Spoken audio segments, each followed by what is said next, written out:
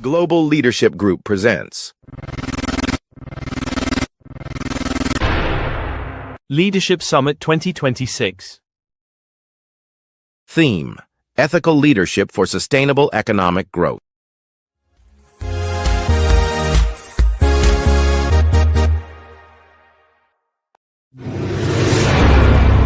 Leadership Masterclass coming up.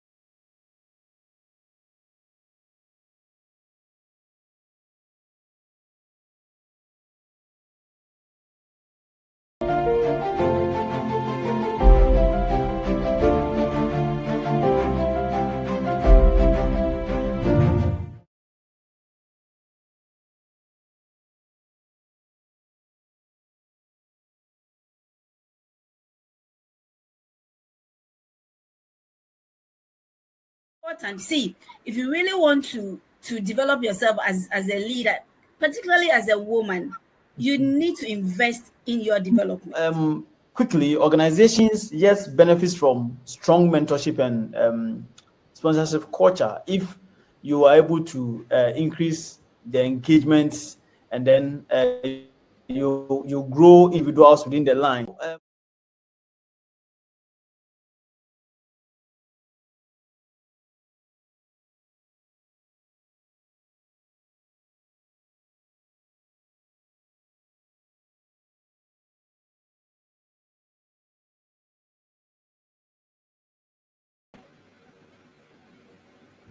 Hello. Hello, good morning, good afternoon, good evening from Ghana in the West Africa. It's that time of the month that Global Leadership Group, we come and then we work hard at getting creme de la creme resource persons, and then we deliberate on issues or topics that will build capacity for leaders. Our goal is to all the time build capacity for leaders, because we believe that if leadership has it right, then the organization's goal will be achieved effortlessly. So this evening, we are privileged to have Dr. Victor Abbey to be our resource person. So Dr. Victor Abbey is a strategic corporate leadership and change management consultant. He's a mentor, public speaker, and author with in-depth knowledge, understanding, and experience in diverse corporate operational environments and perspectives. He is a distinguished veteran military leader and currently the chief servant and managing partner of V5 Solutions Limited and FV Global Consults, respectively. He's a revered professional with keen interests and focus in building the leadership capacity of businesses and individuals on the African continent. His works over the years has been largely aimed at promoting and creating the right environment for sustainable development and growth on the African continent through accountable governance and teamwork. He is known for his mentorship and coaching of many leaders, many business leaders, both young and old, on good corporate governance and strategic leadership across the continent through his weekly Leadership 360 TV program, a live and interactive leadership strategy and change management education on TV program. Dr. Abbey is the author of VUCA World and the Future of Corporate Strategy and Leadership, published and launched in 2021 and described by many as a masterpiece and a corporate strategic leadership toolkit. Dr. Abbey holds a doctorate degree in business administration, a master degree in applied business research, and certificate in entrepreneurship and innovation from SB Swiss Business School, Zurich, Switzerland, and an executive MBA from Kwame Nkrumah University of Science and Technology, KUNUST, Ghana, and a degree in archaeology and philosophy from the University of Ghana, certificate in project management from the Ghana Institute of Management and Public Administration, GIMPA. He is also a recipient of the Business Executive Magazine's Leadership Award in Philanthropy and HIVE Africa Global Leaders Award for Excellence 2024. Hello, Doc. You are welcome. Thank you very much, and good evening to our audience out there. It's a pleasure to be on once again. Thank you. Thank you, sir. So, without wasting much time, I'll go in straight. So, our topic for this evening is the art of delegation. The art of delegation, empowering others to lead. The art of delegation, empowering others to lead. So, Doc, please, why is delegation so difficult for many leaders and even experienced ones? So, like, what mindset shifts are necessary to delegate effectively?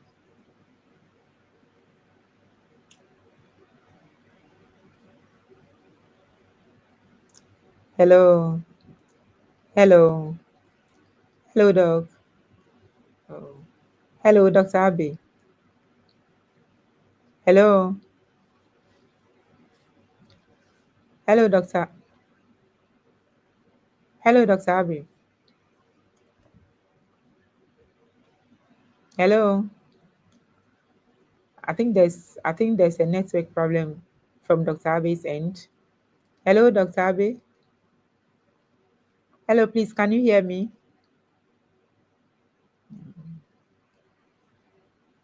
Hello, Dr. Abbey. Hello.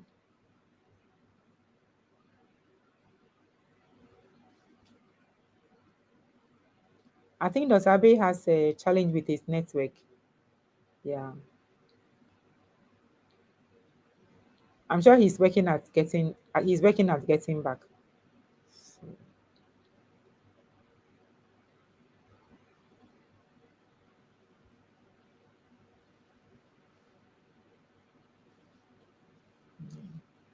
I pray his network gets repaired for him to come because the topic is very interesting.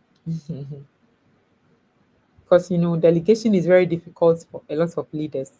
I wonder why, even experienced leaders. So Doc will tell us why, will give us insights into that.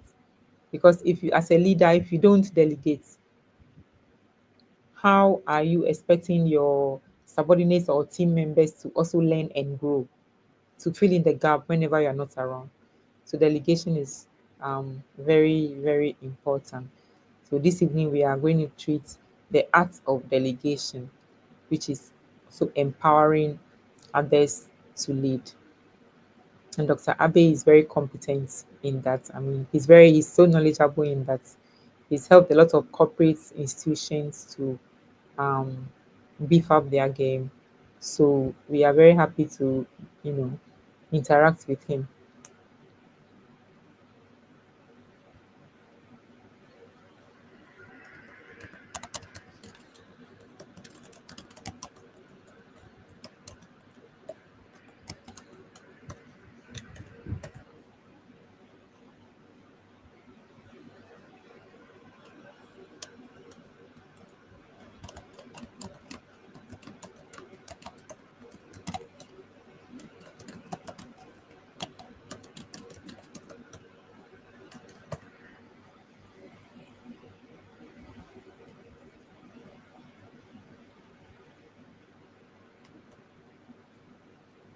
I think the feedback I'm getting is Dr. Abe's network is really worrying him.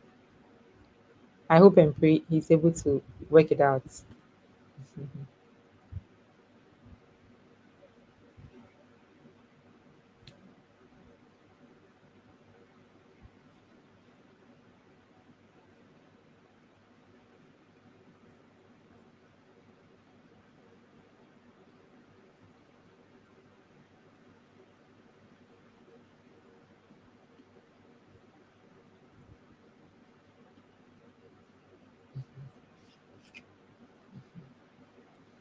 Oh, this network.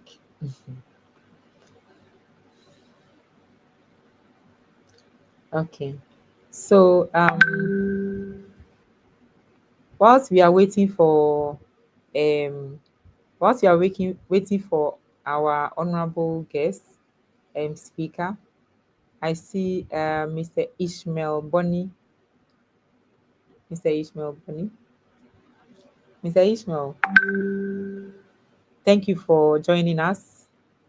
And whilst we are waiting for him, I believe your network is fine.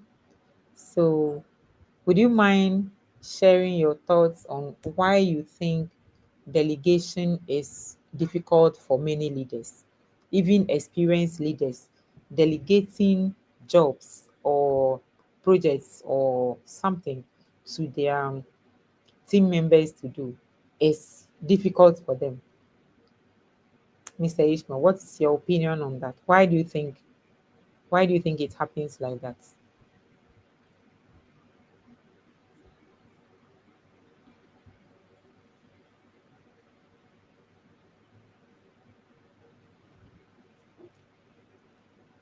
I see good evening.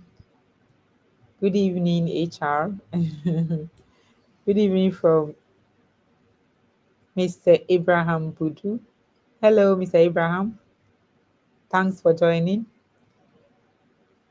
Mr. Abraham, we are trying to find out why delegation is so difficult for many leaders, even experienced leaders. They find it difficult to delegate. Why? Because if you don't delegate, how will your subordinates also learn? As a leader, you can't do everything all by yourself. So delegation is key. And it's by way of empowering them, you know, to also lead and get the experience so that if tomorrow or in future you the leader, you are not available, the job or the reason for which you are there will go on. But unfortunately, it's difficult for leaders to delegate, most of them. All right. Our honorable is in now. So I think I'll direct my question to him.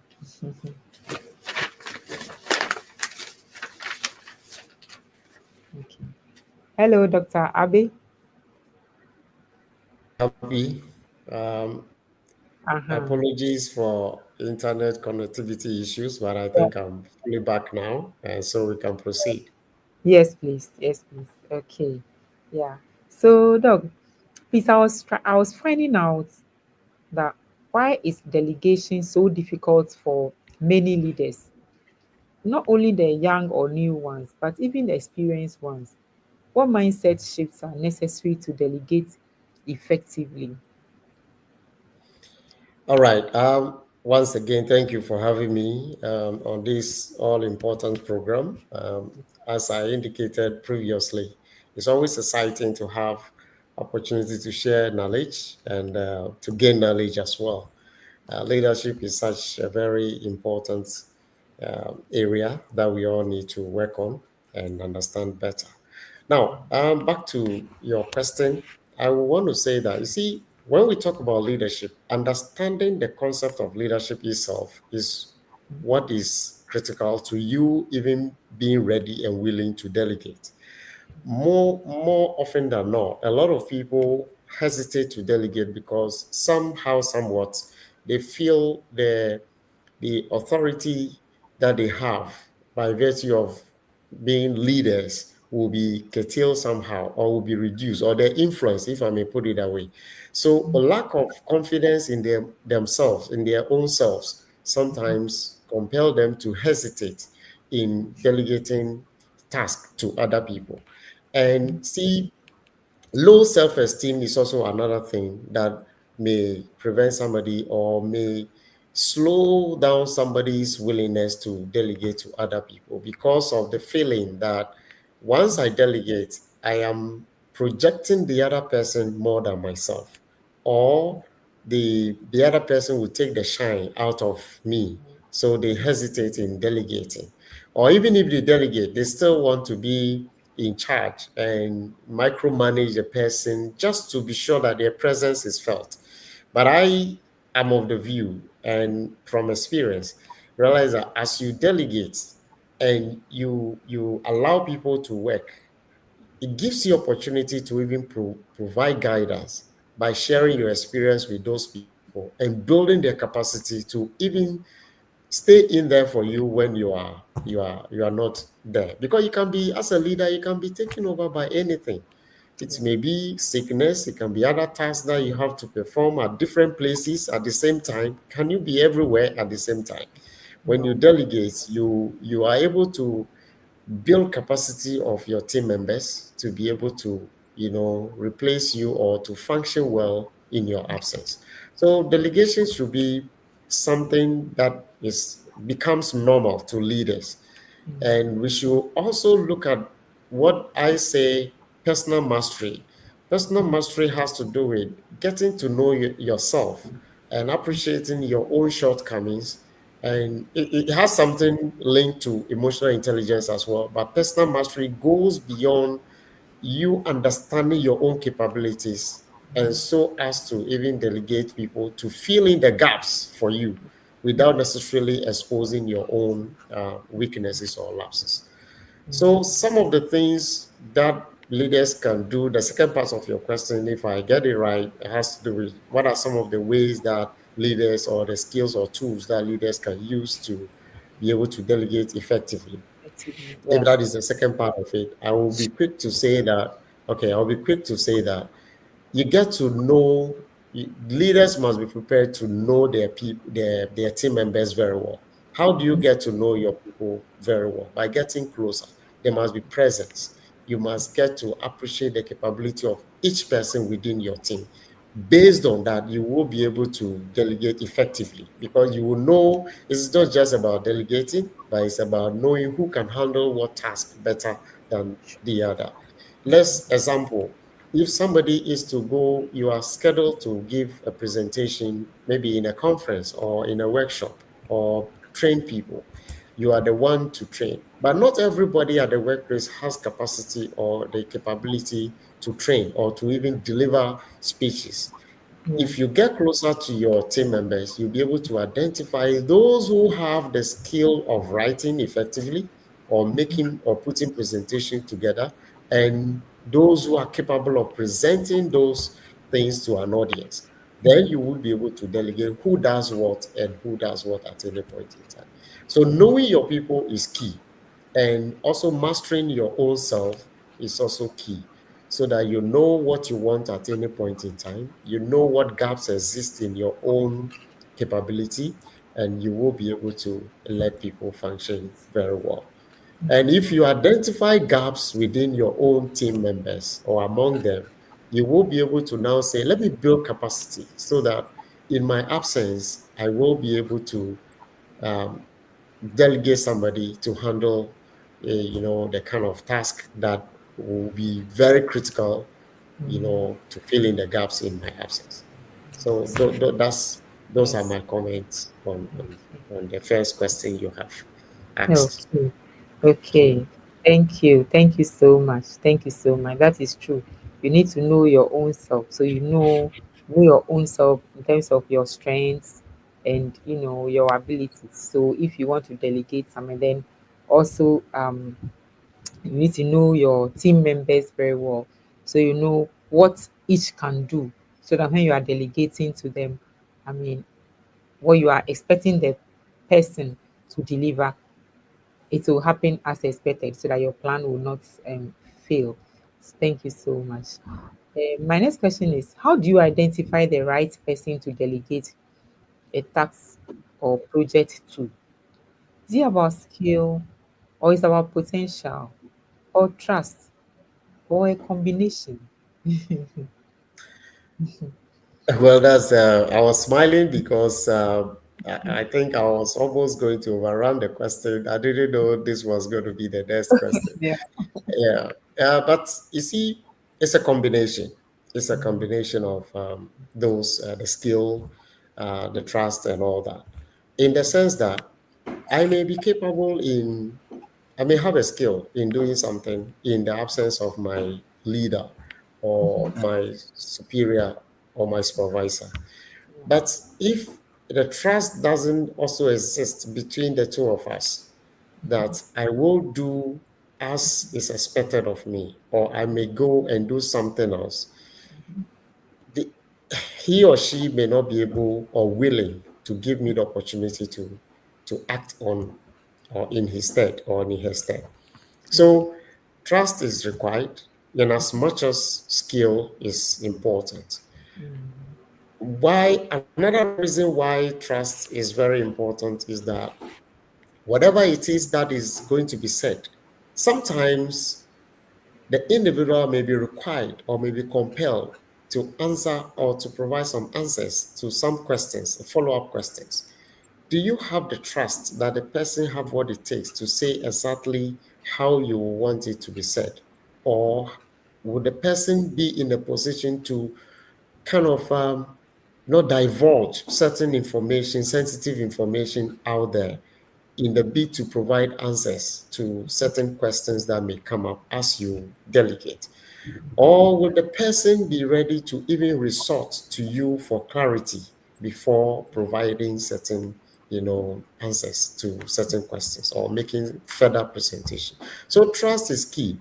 And the skill there also dovetails into not only, technical skill, it also encompasses things like emotional intelligence as well, so that as the person has technical knowledge, that he or she has the emotional intelligence to handle certain, issues. Because let me give a critical example. A CEO delegates the chief operating officer to maybe attend a workshop on his or maybe a professional workshop on his or her behalf.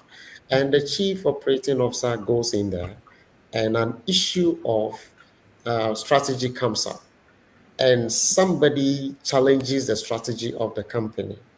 And the chief operating officer, knowing very well that he is in charge of operations, may go haywire and now venture into saying all sort of things that will be attributed to the MD, but that may not necessarily be what the MD would have said. So if the CEO does not exercise high level of emotional intelligence, he or she is likely to go off gear or go off, the limits and say certain things that may not be too good. And in that case, those things may or may not undermine the leadership of the organization or the CEO. So it's very important that skill, trust is required, but it must be a combination, and all these things must be understood clearly in the mind of the leader before that is done. But you see, let me talking about trust.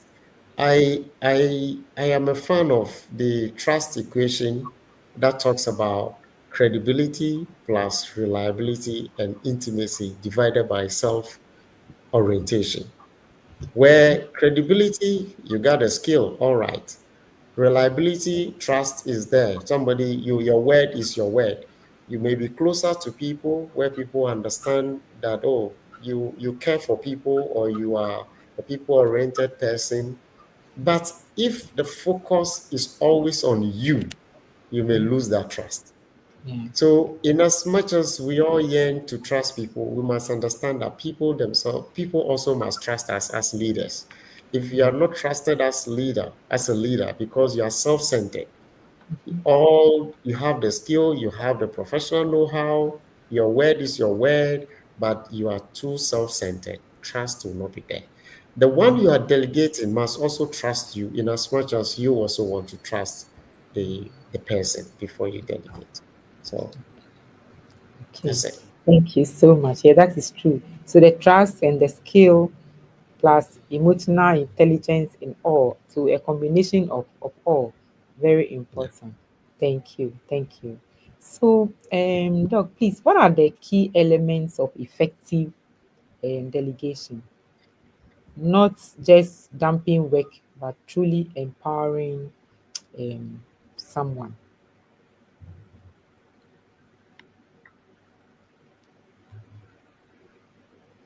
Hello, Hello. Okay. I missed your last Mark. word. Okay, right. So I was asking, what are the key elements of effective delegation? Not just dumping work, but truly empowering someone. Hmm. What are the Okay. key? Yeah. Okay. So key components of delegating or Yes. delegation. Yes. Okay. So definitely there must be clarity of what is to be done, the Yes. task that is being assigned to the person. There must be clarity about it. What is the mission? What is the task? It must be clear to everybody. And the leader who is delegating must owes it a duty or is responsible to ensuring that the delegated person understands clearly what he or she is to do. Without that, you cannot hold the person accountable or responsible for certain, you know, issues that may crop up later. And how do you get to be sure that the person clarity is achieved? You you have a conversation, a task is given, the conversation must be held to clarify from the individual whether he or she understands clearly what is to be done.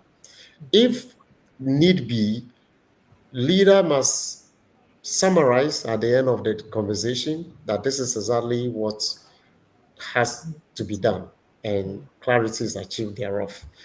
Number two is within that task, what are the timings? What are the expectations? All this must be clarified. It is not just about go do this on my behalf and that is all about it. No, what is exactly to be done? When is that to be done? Who are the stakeholders? And who are the stakeholders who may have to make some inputs into that? And what is the level of authority, or to what extent is that delegated authority supposed to be used? What are the parameters for that defines the delegated, responsibility? All this must be clear to the individuals, the leader, and the delegated official as well, so that the person may not overstep his or her bounds and all that. And there must be feedback. There must be provision for feedback as well, so that the leader must also be available to support. Or if he or she is not available to support, who is the next in line to provide support if need be, even though you have delegated that power or that authority to a person? Who is the next to support or to provide support immediately when it is required? All this must be clarified.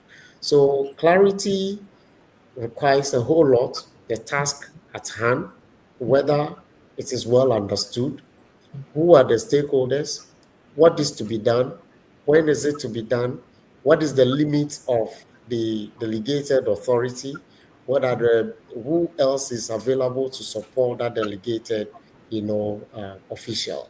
All this must be clear. We mentioned earlier about trust and all that. I think they Yes. all, speak to the components of the requirements for delegation as well. Yes, please. Yes, please. Yes, please. Thank you so much. That is very true. So it's not just about throwing dumping the work on the one you're delegating to and leaving him to go and swim in the sea for fish to destroy his or her eyes. But there should be clarity of facts. Yeah, clarity Exactly. of Exactly. facts, And, timelines. and, and let me be quick to also mention if there are requirements for resources to be provided for the delegated official, that must be also provided so that the person will not have to struggle to get the necessary resources to deliver that responsibility. So resource support is also key. Support. Sure, sure. Thank you so much. That is very, very true. Very true. So, Doc, please, can you kindly share a time when delegation went wrong, and what did you do? What, what did you learn, and how did you handle it? The A the time that time delegation went wrong, and then what did you learn from it, and how did you handle it?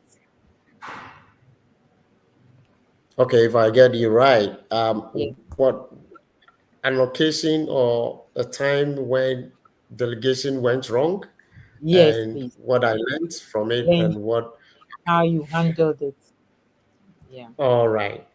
So there was an occasion where I had to be at two different places, and I had to delegate one of my team members to attend that program, one of the programs on my behalf. Because I was in a kind of hurry, I just quickly spell out the details on, in the email and sent it to the individual to read and give me feedback. But unfortunately, he couldn't give me feedback before I got to the other program. So I was having my presentation when he was compelled to also go in there. And to be very sincere, the information he put out there was totally opposite what I've asked him to deliver. But that is where you have to learn the fact that clarity was not achieved before he went into action, if I may put it that way. So that was the first lesson. Now, what do you have to do about it? I did not go all the way to say, this is not what I told the individuals to say. He gave the wrong information. I didn't do that because, mind you, once you go frontal and say this was not the information he was to put out, you have also killed his if I may put it this way, you have killed his confidence level. The next time he may become jittery and will not even know what to say. That it is only what you tell the person that's the person will say. So I schooled him on adversely using the word school. I had a conversation with him to be the one to go out there and correct the information he had put out there, that he misunderstood what they were requesting for, and this was the right information, so that quickly that information can be corrected. So he was the one to go and make the correction, not me. So that between the two of us, we understood that the wrong information was put out there. And I also appreciated the fact that I did not have enough time to get him have clarity or to gain clarity on what exactly he was to put out there, so that at the end of the day we all learn to manage regardless of the time constraints to achieve clarity before the person goes out there. So that is how I handle it, so that at the end of the day we learn from it and we moved on. Yeah. Thank you. Yeah. Welcome. Interesting. Interesting. So we have Because somebody else would have gone out there to say, no, this is not what I told you to say. So he will either organize his own thing and yeah. put it out there and say that, no, this is wrong information and blah blah blah, and that will not be too good for Yeah. That leadership. will, yes, that will kill the confidence of the person you are trying to groom or delegate, of course, to become a leader soon. Yeah. Thank you Exactly. so. Yes. So I'm Thank reading you. some of the comments from our viewers. Mr. Abraham Abudu said, "Good evening, HR." Data Link says, "Great program." Mr. Abraham Abudu said, "Any visionary leader would be happy to delegate. Any visionary leader will be happy to delegate HR. In God we trust says, network is troubling everyone. We understand the situation." Thank you. Thank you.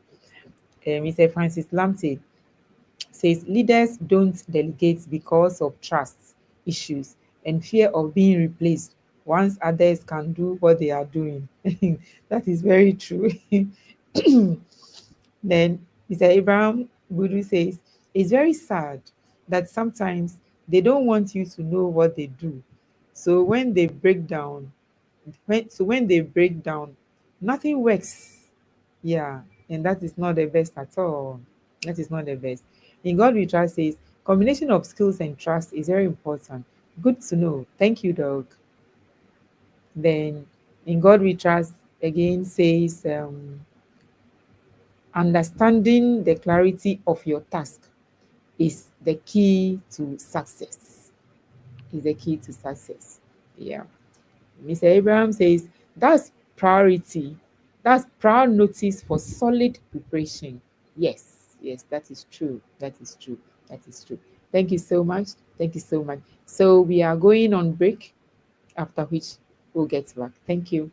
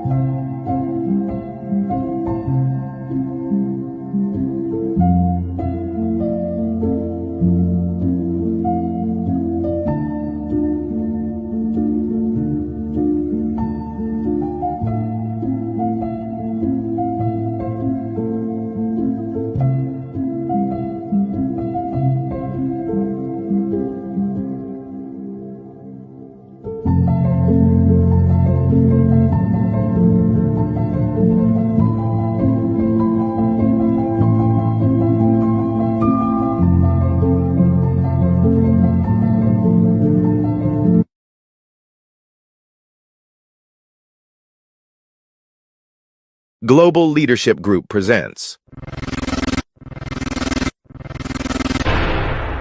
Leadership Summit 2026.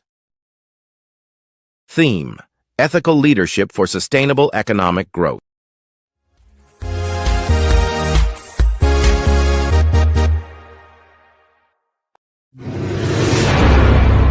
Leadership Masterclass coming up.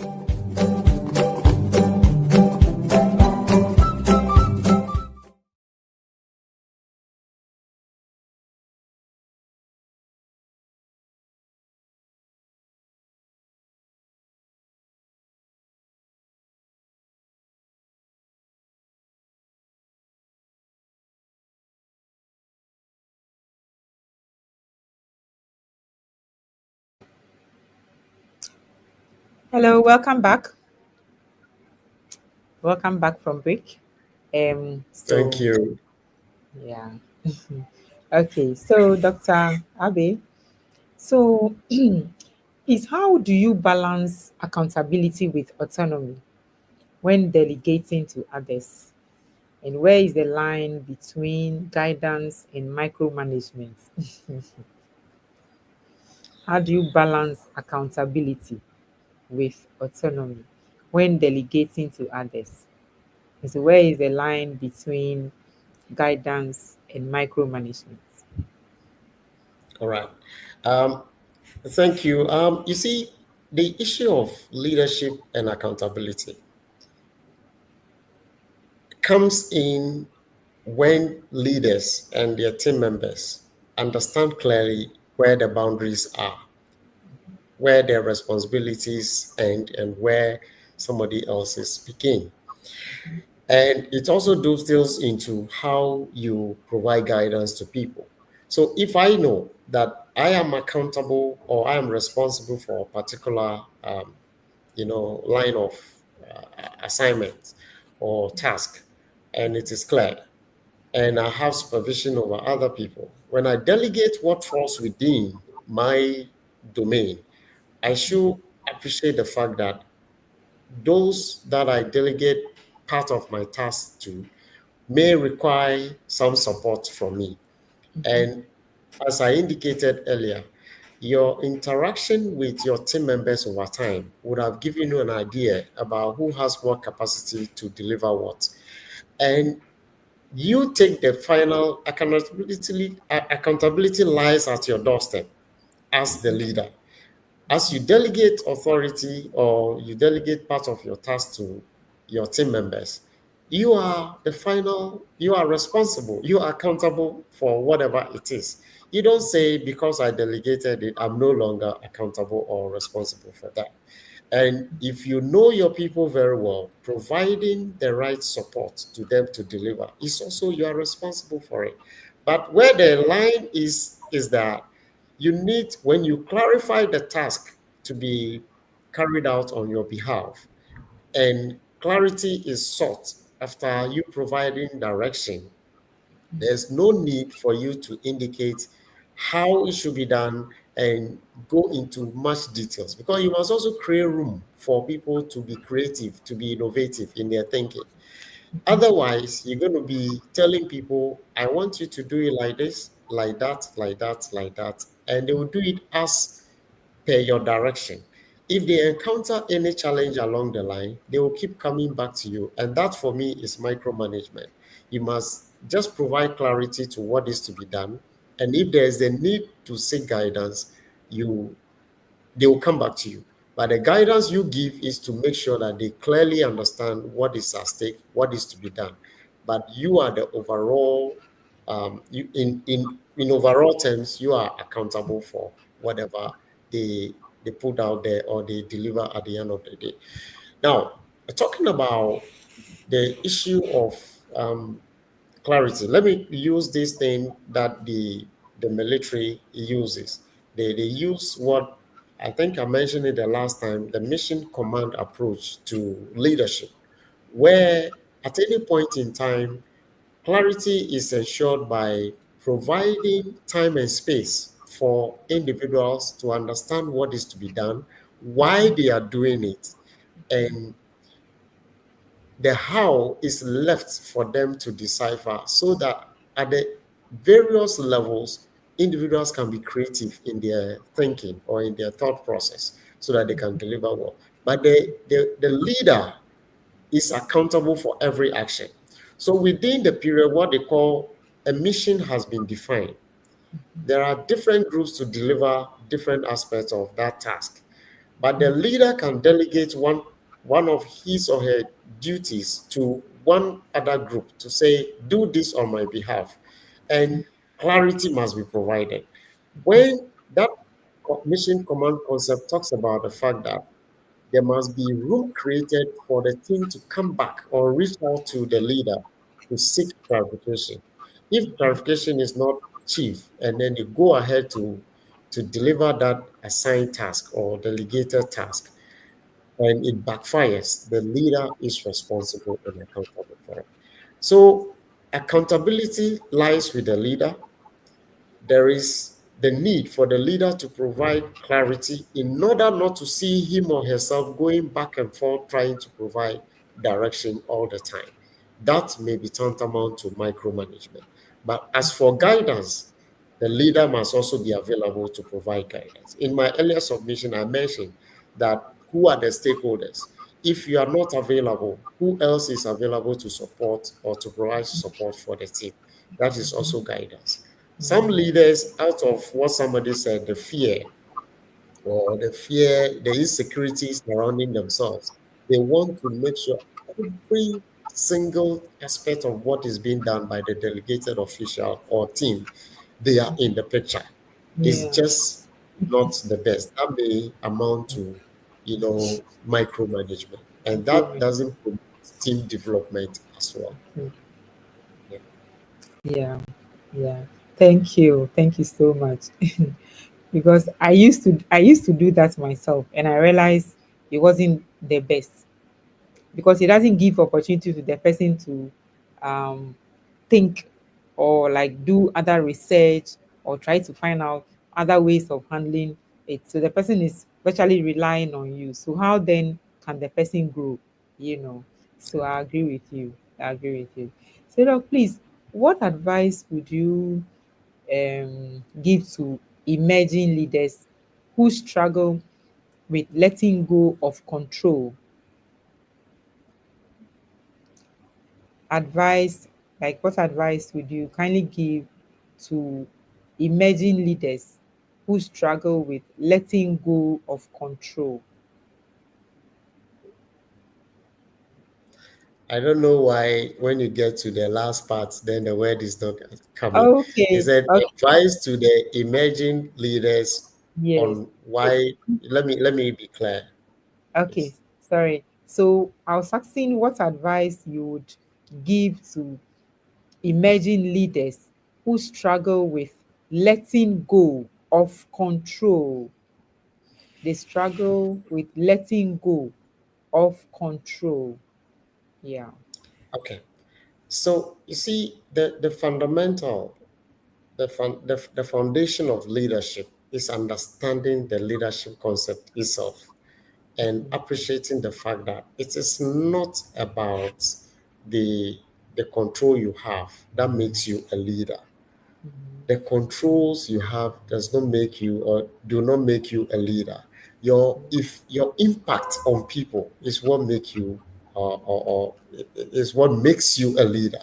So if you fundamentally understand that leadership is not about your authority, or it's not about the position, it's not about the title, it's not about, then you tend to realize that you don't really need to, as somebody would say, get full control over people or get grip over people to prove that you are the leader. No. Mm, Control comes in, you may have a particular person within your team who is not even the leader within the team, but when he enters the room, everybody is ready to listen to that person. Everybody obeys whatever the person says. That is not about position. It's just that the person has certain qualities that he or she exhibits, and everybody, it resonates with a lot of people. So emerging leaders must learn the act of leadership. It's an act. It's not a science. It's not 1 + 1 = 2. It's an act. You have to learn it and learn to appreciate that it gives you, I used the word somewhere, I said leadership is that which gives you the nerve to kind of, you know, harness people's skills and deploy them appropriately for a task to be achieved. So it is not about control. It's not about control. Sometimes your team members may even have to make suggestions to you that you may have to succumb to because you don't know it all. So if in our bid to have control of our people, as the statement will go, and we may end up losing sight of the fact that you are to influence and impact on people positively so that they can achieve their own aspirations as well, in as much as they are supporting you as the one providing direction and guidance towards the achievement of the overall organizational goal. So if you are an emerging leader and all you think about is control, control, control, I bet you when you are not there, things will go haywire yeah.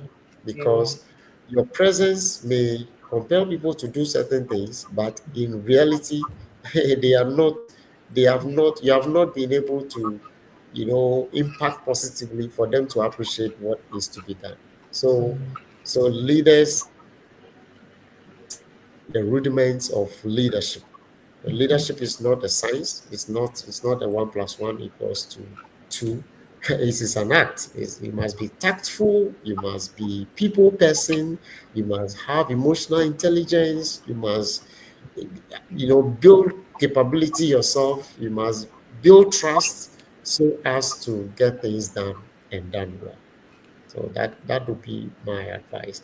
And you see, as we spoke sometime a few weeks back, when you get into a leadership appointment or role, one of the key requirements is for you to appreciate what your role is and who within your team are the critical stakeholders and who does what are the capabilities within your team and all that. With that, and you can just oppose it on your own capability and harness diverse, competencies within your team to achieve your goal. It's not about control at all. Yeah. Sure. Okay. Thank you so much. Thank you so much, Doc. So, Doc, please, what are the signs that delegation is working well, and how do you celebrate or build on that success? Okay. So one of the key success factors or signals that things are working is when things are clear or clarity is achieved and people deliver as expected or even beyond expectation, then things are working. When things are also not working and you get to appreciate that, yes, it has been delivered, but not up to expectation, then you also build capacity to ensure that future delegations or delegated authority is used wisely to achieve whatever it is. So achieving success all the time is not necessarily the the the the pointer to successful delegation. As things are not even achieved as expected, it's also a sign that there's a need for capacity to be built for better performance next time. It's also a lesson to you, the leader, as well, that there's more to be done. And when you do more, people achieve more for you. But where there are positive results, then you know you are on the right track. And I always say that leaders, regardless of the results you get, you must go back to the drawing board and say, how was it done right? So, what lessons are there for others to also learn so that they can also benefit from that opportunity to build their own capacity as well, because across board. Because one of the dangers in delegation or delegating authority is that if care is not taken, you may focus on just one person within your team, and it will be seen by others as your favorite. That is your favorite person, but that person may not necessarily have all what it takes to achieve certain things on your behalf. So leaders must also look beyond and explain why this person needs to do this and why that person needs to do the other. Yeah, I think the second part of your question has to do with if what how do should be you done. celebrate? Yeah, how do you celebrate or build on that success? You see, in my example that I gave, I indicated that I did not blame the the the individual. I didn't tell him that is not exactly what I expected you to do. But I compel him to go back to correct the mistake.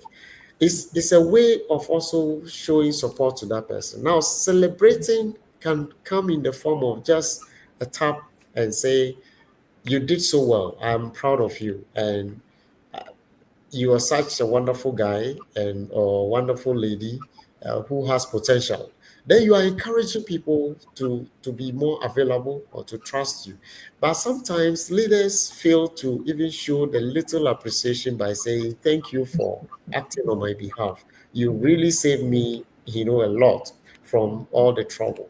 They will rather feel that maybe showering praises mean the individual will get, bloated and begin to feel that, oh yeah, so I'm the new kid on the block. I know it all.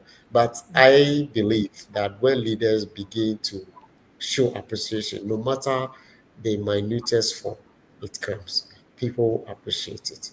It can be a text message, it can be a verbal, a face-to-face interaction. It can even be appreciation in public, let's say within the team. That individual can be celebrated before the team members and say that the last time I gave this. But you see, when it comes to the team, the public celebration, leaders must also be careful not to stop after one. You have to do it for all so that you will not be seen as being biased and all that. So there are so many forms or many ways that success can be celebrated and not to the individual a note to the entire team, an opportunity to make a statement, and all that will be a sign of celebrating individuals and encouraging people to take up roles. Okay, very true. Thank you so much, Doc. Thank you so much for these deep, deep, in fact, I call them lessons. We've learned a lot from all that you've told us. And then as leaders, so we would, um, in fact, I've noted a whole lot of things down. If I want to, even if I want to summarize it, it take another 30 minutes. I believe the viewers and listeners have also learned a lot from it. I want to read a few of our comments from our viewers. Mr. Abraham Budu says, I believe leaders are born, not raised. Leadership is divine and comes with teamwork. Sometimes, as a born leader, you wouldn't know your influence, but the team wants you. Mr. Abraham continued. He said, Joseph was in prison for 13 years, and right from there came a great leader in Egypt. In God we trust says, well spoken, Doc. Insecurity leads to micromanaging. It's a lesson learned. Thank you, Doc. Then Mr. Abraham, he says, success is marked in leadership when every subordinate becomes effective on his or her roles with a bond of teamwork. With a bond of teamwork. Yeah. So Mr. Abraham says, HR, kudos to Doug. We can't wait for the next section. Ooh, that's lovely. Sure. We've really learned a lot from Doug this evening. Yeah. So unfortunately, all too soon, our time is up. Dr. Victor Abe, in fact, GLG cannot thank you enough. Myself too, I can't thank you enough. We've learned so much from you. Thank you so much. God bless you. You were very busy, but when we called on you, you readily said, okay, you would make time for us, and you did. We are so grateful. Just remember, Oliver Twist asked for more. So please, when we come again, you Anyway, I must also, I appreciate, I am honored, I am privileged to be part of this journey of sharing knowledge and learning as well. And I must appreciate all the comments that are in there, because indeed we all don't know it all. So I'm grateful for the opportunity. God bless us all. Yeah. And Mr. Abraham has brought another comment I would like to read before we go. He says, success is marked in leadership when every subordinate becomes effective on his or her roles with a bond of teamwork. Yeah. Okay. Thank you. So thank you so much to our viewers also. So thank you very much. We've come to the end of our program. Thanks to our communications manager, Mr. Christopher Tete. God bless you for all that you do for us. And next month, by this time, we'll come your way with another very interesting topic. Thank you and goodbye. Global Leadership Group presents Leadership Summit 2026. Theme: Ethical Leadership for Sustainable Economic Growth.